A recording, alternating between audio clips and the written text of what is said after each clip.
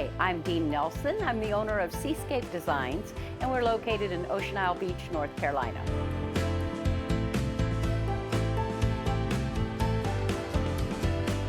We are an eclectic art gallery retail boutique, and we've kind of morphed into this position. It was an organic way that it grew.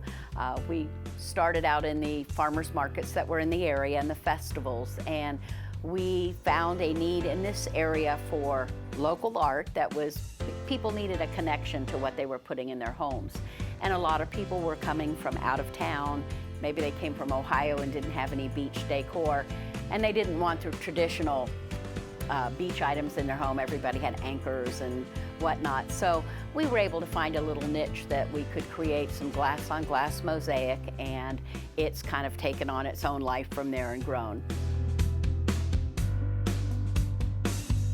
And it's kind of funny how I got into this. I was running a winery in Florida, and I didn't like the wine glasses, so I started etching wine glasses, and then they were plain. So then I started mosaicing on the bottom of them, and then I thought, oh, this is kind of neat. This makes the glass heavy. It doesn't blow over, you know, on the deck in the wind. I didn't want to do traditional stained glass. It seemed like it was on its way out, or it had had its time, you know, with the leading and the traditional flow that it has. And so I was able to start working with crushed glass, crushed shells that I would find. As an artist, I was developing based on what the people were wanting. I would have people come up with ideas I never even thought of, and I was like, gosh, that's a great idea. Yeah, I should do a lighthouse, or yeah, I should do a seahorse, and then it just kind of flowed from there. They very much rejuvenated my love for art and my inspiration. Every piece is different, and every design is different. Just going in a standard piece, I mean, that's where all the work comes in. I think a lot of people don't realize the prep work going into art. You know, they come in and see a finished product and they're thinking, oh, that's neat, okay, and that, you know, how much is that, blah, blah, blah. They don't realize that you've had to, you know, curate your supplies from different resources. My husband's really good at doing all, I call it the grunt work. He likes to get the old windows we do a lot of old vintage windows. Well, those always require reglazing and getting the lead paint off of them, and, you know, then scuffing them back up to make them look, you know, old enough. And then once you do that, if you're gonna work with the glasses, sometimes I don't have the color glass that I like, so I'll go out searching for any object that's glass that I can break with a hammer, because I need that color. I've learned if they don't have the color I like, sometimes I can paint it with paint and then break it, or I can alcohol ink and dye it and make the colors that I want. And then once I come up with the design, I'm not someone who uses a pattern. I've never colored within the box, so I can't stay within the line, so why even try putting the pattern down? So I try to move with a flow. Now the tools that I use are gonna be, of course, you know, glass nippers. I have the cutters, there's different pistol grips. I have a ring saw in the back, it's noisy. So I can cut like a coral reef. If I can do all the nuances. Typical stained glass, it's all gonna be square cuts, and then you're nipping and grinding. So I have a grinder back there as well.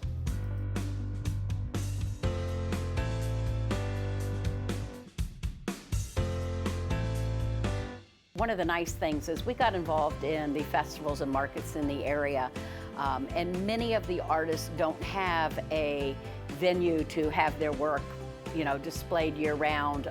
They try to live in a season of 4 months. So when we met people that we felt their art fit our customers' art, we were kind of able to do a collaboration. And so it's nice for me too. If I'm running low on some of mine, it's nice to fluff up the studio, so to speak, or the gallery.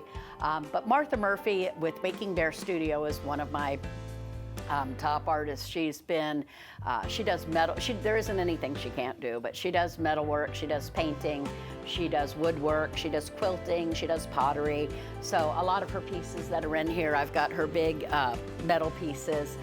She's also doing our pet portrait class. So we do classes, that's coming up Wednesday. So people give us a portrait, she'll sketch it out. They don't have to have any artistic talent, and then we paint and fill it in. She's one person we have. We also have Lauren Rogers, who is a phenomenal ceramicist out of Wilmington. She does hand-thrown pottery. My name's Bet O'Brien, and I'm a Brunswick County resident living in Calabash. I do watercolor and enjoy it very, very much. A long time ago, I had a lot of fun with painting, and then life gets busy and families come on, and somehow it got lost. But when I came here, when I moved to Brunswick County and saw the beaches and all the beauty around, I said, I would like to try and paint again.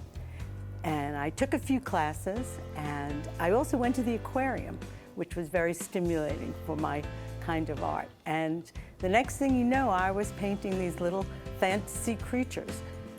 So time went by, and I saw pictures of Seascape online, and I was very drawn to come here. And I followed my heart and came to meet Dean and David, and they were very receptive and also very curious about meeting another artist, and we bonded in business, and we bonded in friendship, and it really worked out very well. Very happy to be part of this store.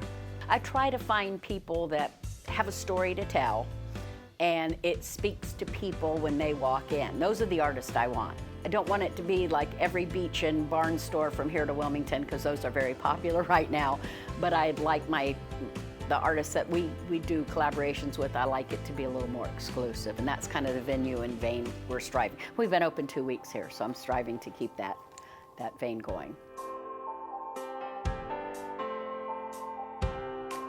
Any gallery is a breathing entity, and it is going to change based on the art that you have in at a given time.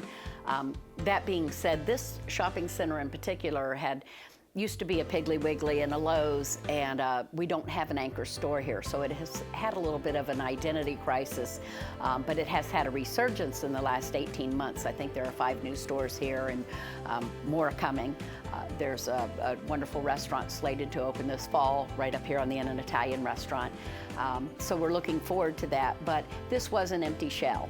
And that was kind of the fun, you know, you come in and you don't know how big a space is until you try to fill it. You know, it's kind of like getting a new home, but my husband had to grind the floors and we had to paint those. And we came from a 500 square foot shop. You know, it was very small, everything was compact, the ceilings were low, and so there's an adjustment period right now of us learning how to fill the space, and it will continue to fill as we go. The most important thing is I got my studio in the back. I was working at a studio at home. My husband ran the store, and I found that I was really good at staying in pajamas and watching Hallmark movies, and which I didn't realize what a great channel that was. And then I would do a little artwork and take care of the dog, and it was a really wonderful schedule, but it wasn't as productive as it is for me to be here. And I think by having a studio here, I'm able to allow hands-on. I've had a couple people come in, and they get to pick out what they want and color-wise, and they really feel, I think, a more connection to the art that we're doing. So the studio serves as just a place where people can get a little more unique coastal decor, something with a little bit of a more artistic flair, I think. And it's like I say, it's not just another barn and beach store. You know, there's a lot of those. We're trying to just find that little difference where we can provide a little bit different, unique art.